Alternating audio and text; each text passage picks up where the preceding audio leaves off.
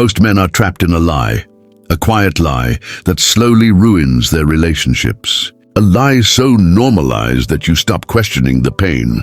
It says love has to exhaust you, that if it feels easy, it must be fake.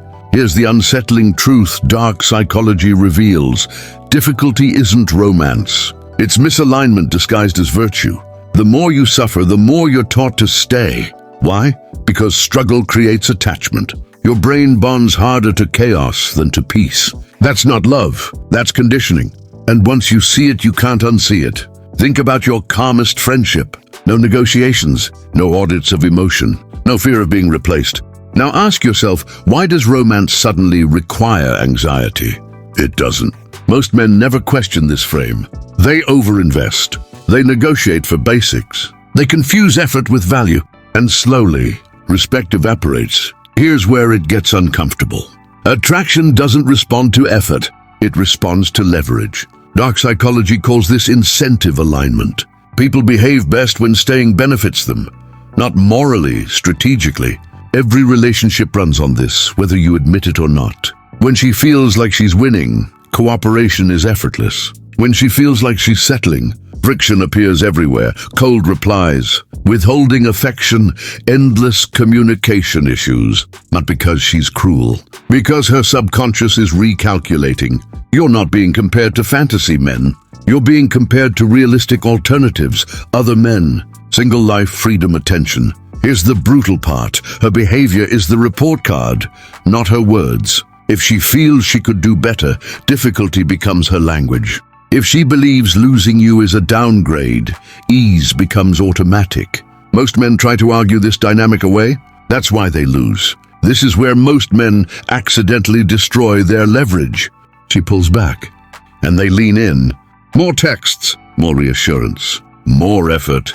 Feels logical, right? Wrong. Dark psychology shows that chasing doesn't signal love. It signals replaceability.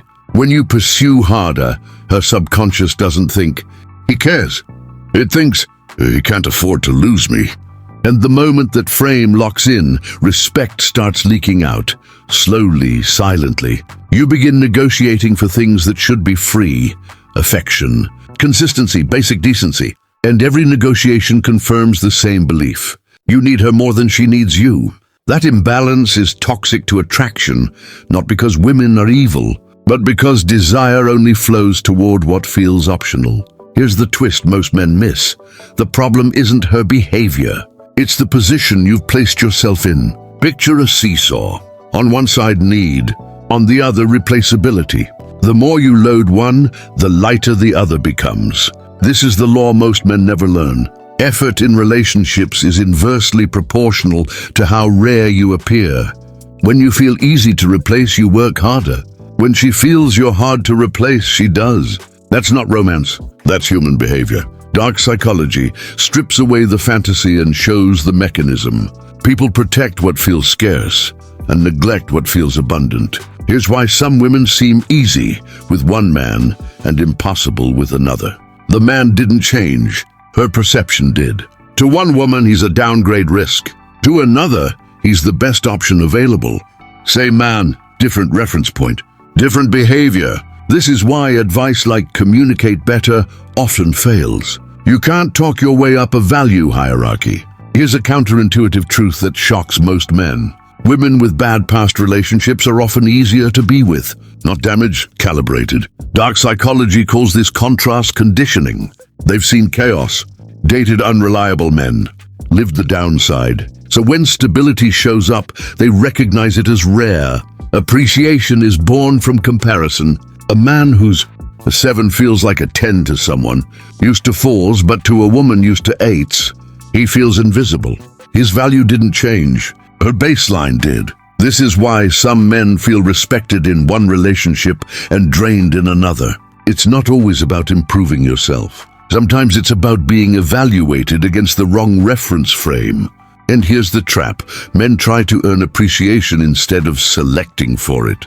You can't convince someone to value what they perceive as common. Here's the rule that saves years of emotional confusion. High investment from her is a reaction, not a request. You can't negotiate desire. You can't talk someone into respecting you. Behavior emerges when the internal math makes sense. Think back to the beginning. When she was excited, did you ask for effort? No, it overflowed naturally. Because at that moment, losing you felt costly. Now notice what men do when that effort fades. They explain, they plead, they communicate. And every conversation signals the same thing. I need you to change. Which secretly translates to, you have the leverage. That kills attraction faster than silence ever could. The mistake isn't caring. It's outsourcing your value to her response. When you ask for more, you reveal you don't have alternatives. And the mind punishes that imbalance automatically. This is where most relationships quietly collapse. When effort fails, men double down, more giving, more patience, more sacrifice. It feels noble. Dark psychology calls it self-erasure. Every time you overextend, you confirm a dangerous belief. She is the prize. You are the applicant. Applicants don't get respect, they get evaluated. Here's the brutal paradox. The more you tolerate poor treatment, the more justified it feels to give it. Because the brain assumes value from boundaries. No boundaries, no value. This is why chasing never produces gratitude. It produces entitlement. Not consciously, but subconsciously. And once that switch flips, attraction doesn't just fade, it reverses. You become a source of pressure instead of desire. The fix isn't withdrawal as a tactic, it's rebuilding the position you lost. Here's the part most people don't want to hear. There is no conversational fix for low leverage. No script, no boundary speech, no perfectly worded ultimatum. Dark psychology is ruthless about this. Leverage is restored through reality, not persuasion. You don't regain attraction by acting different. You regain it by becoming different. Harder to replace, less dependent, more grounded. When your life expands, her perception recalibrates automatically. Gym, career momentum, social proof, purpose that doesn't orbit her. These aren't self-help cliches, they're signals. Signals the subconscious tracks relentlessly. Here's the key twist. You don't announce this change. You don't explain it. You don't ask her to notice. The moment you seek validation, you surrender leverage again. Silence plus improvement is psychologically loud. It creates uncertainty, contrast, reevaluation. This is the mistake that traps men the longest. They try to repair what was broken at selection. Dark psychology calls this sunk cost attachment.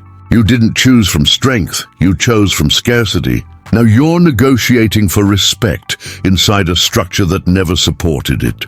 Here's the hard truth. Compatibility reveals itself early. Ease shows up fast.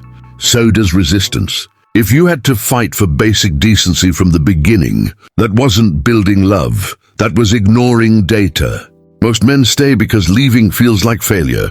But staying in a bad structure guarantees it. Selection determines everything downstream. Choose someone who already sees your value, and effort drops to near zero. Choose someone who thinks she's settling, and no amount of work will ever be enough. This is why easy relationships are earned before they begin, not inside them. Here's the final frame that changes everything. Easy relationships aren't luck.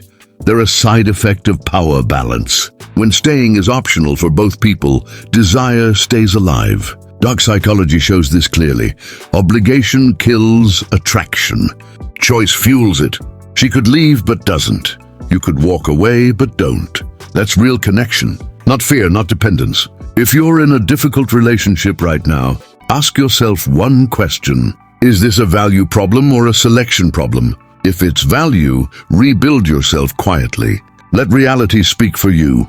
If it's selection, have the courage to exit without bitterness.